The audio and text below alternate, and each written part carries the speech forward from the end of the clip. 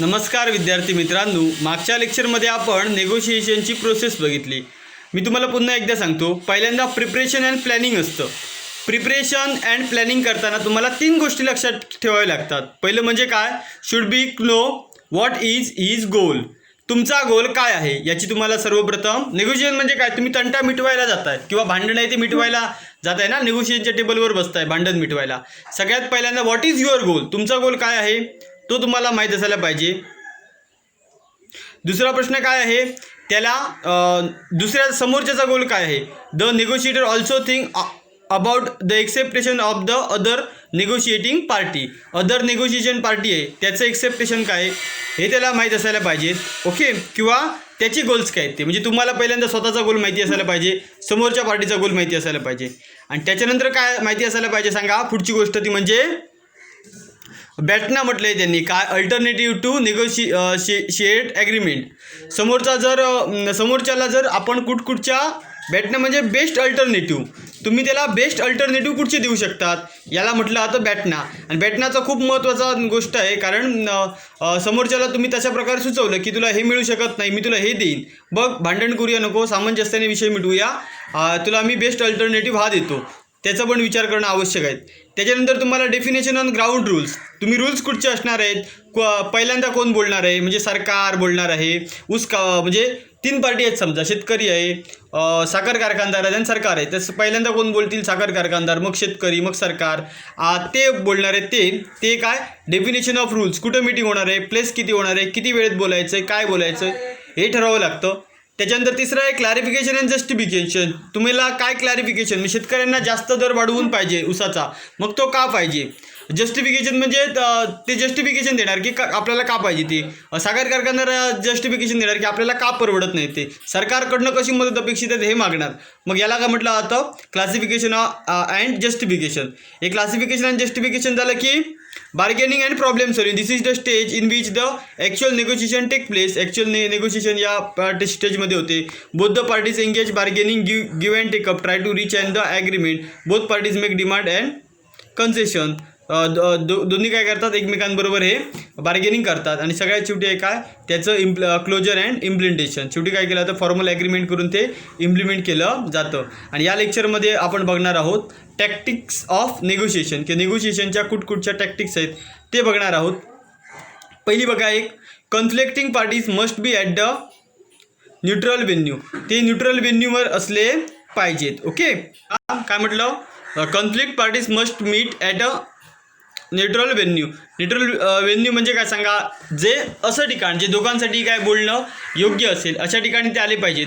कुठची व्यक्ती दबावात असता कामा नयेत. ओके, म्हणजे एखादं ठिकाण असेल जिकडे आई वडिलांसोबत समजा मी तुम्हाला एखादा प्रश्न विचारला तर तुम्ही काय दबावात असणार, मग असं नाही, तर एका चांगल्या ठिकाणी तुम्ही भेटला पाहिजे. पुढचं बघा, no unwanted observation should be present at the venue. म्हणजे अनवॉन्टेड म्हणजे काय, जे म्हणजे ज्यांचा परिणाम होऊ शकतो त्या नेगोशिएशनवर ते असता कामा नये. उदाहरण, मी तुमच्याशी बोलताना प्रिन्सिपल सर आले तर मी तुम्हाला तेवढ्या चांगल्या प्रकारे तुमच्याशी बोलू शकत नाहीत, किंवा भीती वाटणार काहीतरी माझ्या मनात, किंवा तुम्हाला बोलताना काहीतरी भीती वाटणार, ती असता कामा नये.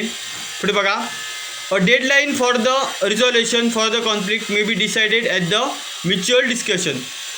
डेडलाईन म्हणजे काय, हे तुमची जे काय निगोशिएशनची प्रोसेस आहे ती कधी संपणार आहे याची डेडलाईन तुम्ही दोघांनी बसून ठरवली पाहिजे. ओके, पुढे बघा, the negotiation should be do there homework. त्यांनी काय त्यांचं होमवर्क करायला पाहिजे. The meeting they should come armed with factual data and information. दोघांकडे फॅक्च्युअल डाटा आणि इन्फॉर्मेशन असली पाहिजे, कारण तुम्ही क्लॅरिफिकेशन अँड जस्टिफिकेशन देणार असता तेव्हा क्लॅरिफिकेशन द्यायला तुमच्याकडे काय असायला पाहिजे, डाटा असला पाहिजे, तो फॅक्च्युअल असला पाहिजे, फॅक्टमध्ये असला पाहिजे, आणि ती इन्फॉर्मेशन तुमच्याकडे असली पाहिजे. पुढचं बघा, the negotiation must pay careful attention. बघा, negotiator must pay careful attention. त्यांनी लक्ष दिलं पाहिजे. What is the belong said and also how to it is said. त्याने काय केलं पाहिजे सांगा, समोरची व्यक्ती कशी बोलते याच्याकडे लक्ष द्यायला पाहिजे, आणि त्याला काय सांगायचं आहे, कशा प्रकारे बोलते, त्याचे गेस्चर काय, त्याचे पोस्चर काय आहेत, म्हणजे हावभाव कसे आहेत, या गोष्टींकडे कोणी लक्ष दिला पाहिजे, नेगोशिएशनच्या दोन्ही पार्टींनी लक्ष दिला, केअरफुल अटेन्शन दिला पाहिजे. पुढे बघा, the negotiator should make concession in areas that are the less important to them. Okay, यामध्ये बघा सांगितलं की दोघांनी ना सांगितलं पाहिजे की हा विषय आहे, मला मुख्य हे पाहिजे, बाकीच्या एरियामध्ये मी तुला सूट देऊ शकतो तू जर माझं काम केलं ते. पण त्याच्यासाठी जे काय लेस इम्पॉर्टंट एरियाज असतील त्याच्यामध्ये काय द्यायला पाहिजे, त्यांनी कन्सेशन द्यायला पाहिजे. म्हणजे त्यांनी दुर्लक्ष करायला पाहिजे किंवा समोरच्याला सांगितलं पाहिजे या गोष्टींना मी तुला माफ करू शकतो.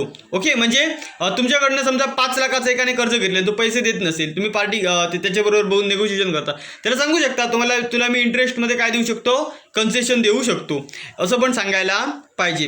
The participant should focus on the issue at the hand and not and the individual personality.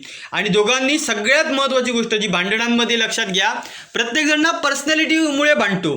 पर्सनॅलिटीची भांडून म्हणजे बघा काय फोकस ऑन इश्यूवर तुम्ही भांडलं पाहिजे. इश्यू म्हणजे मुद्दा काय आहे, ते मुद्द्याच्या आधारित तुमचं भांडण असलं पाहिजे.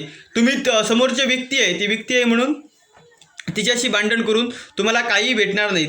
या गोष्टींची तुम्ही नेगोशिएशन करताना पाळली पाहिजे. पहिलं म्हणजे चांगल्या ठिकाणी तुमचं हे झालं पाहिजे, पुढे सिटिंग अरेंजमेंट चांगली असली पाहिजे. ओके, नो अनवॉन्टेड ऑब्झर्वर, तिकडे तुमचं लक्ष द्यायला तुम्हाला जी इच्छुक माणसं नाहीत ती असता कामा नयेत. डेडलाईन तुम्ही दोघांनी मिळून ठरवली पाहिजेत. दोघांनी चांगला होमवर्क करून आला पाहिजे की मला भांडण का करायचं आहे. मी तुम्हाला सांगितलं की 2 व्यक्तींना माहीतच नसतं बऱ्याच वेळा. तुम्ही विचार करा की तुम्हाला का भांडण पाहिजे. आणि सुखी जीवनाचं रहस्य विचारलं ना तर एकच स्वतःला विचारा की मला काय पाहिजे, ते मला मिळतं आहे का, याचा विचार करा, तुम्ही सुखी व्हाल. बऱ्याच वेळा आपल्याला काही पाहिजे नसतं, फक्त आपल्याला भांडायचं असतं म्हणून आपण भांडत असतो. त्यामुळे होमवर्क करायला पाहिजे.